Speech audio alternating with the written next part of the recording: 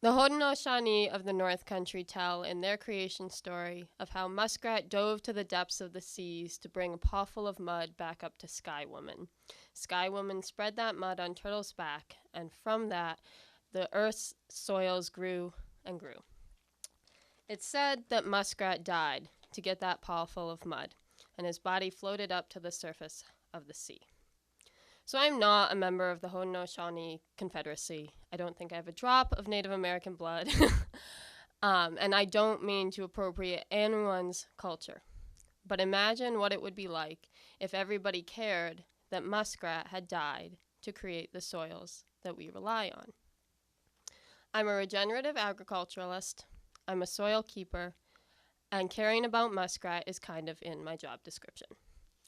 2 years ago, I started Milkweed Tussock Tubers, which is a small-scale regenerative potato business in Peyster.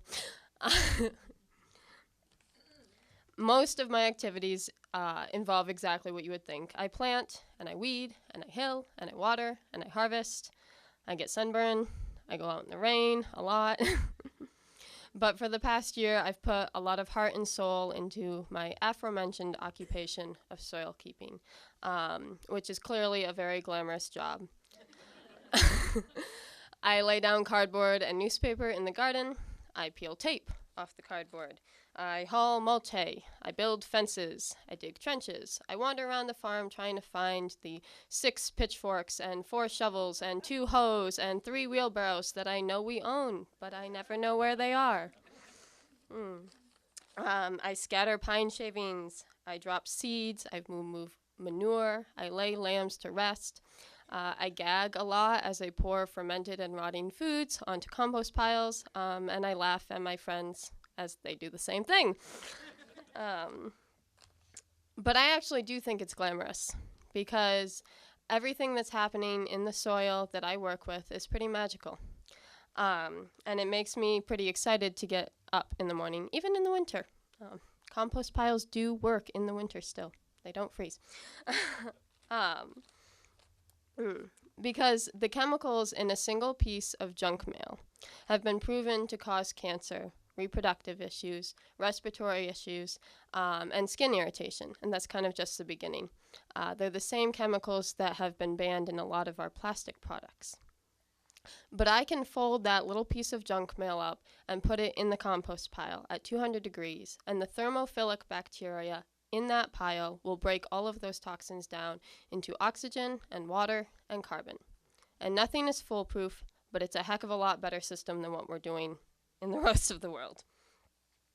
I can spread the head house bedding over the roots of the blueberry plants, and I know that they will soak up the rich nitrogen, and that prevents the need for chemical fertilizers.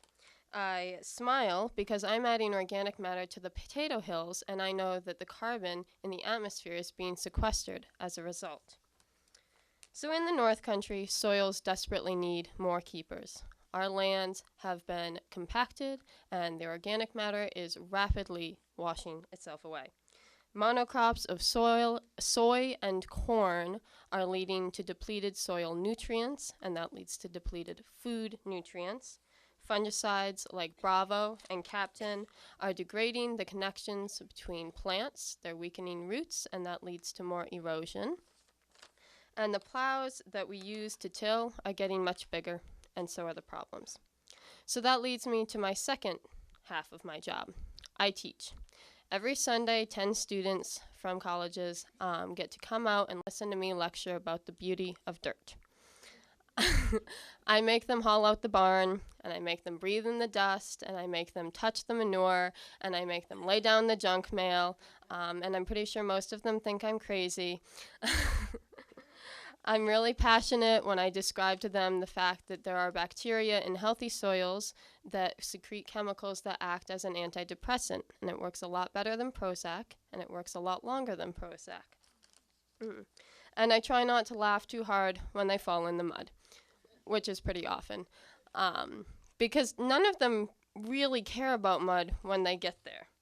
But whenever they turn over the mulch and the raised beds, their brains get happier, and the soil gets happier. And so I like to think that this is really what it's about. Because My work involves piling dead piglets on top of cardboard, and leaves on top of dead piglets, and ceramic shards on top of leaves, and not everybody is into that, even though I think you should be. But when I do that, I create smiles. I smile, the soil smiles, the plants smile, the students smile, the atmosphere smiles, and if we all did that, then the rest of the world would smile too.